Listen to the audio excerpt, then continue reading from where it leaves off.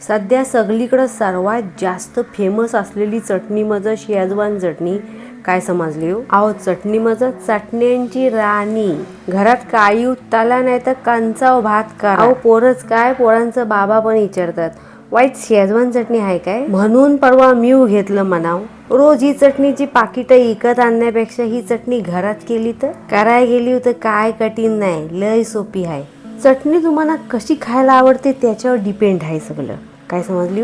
माझं चटणी जास्त तिखट की कमी तिखट असं.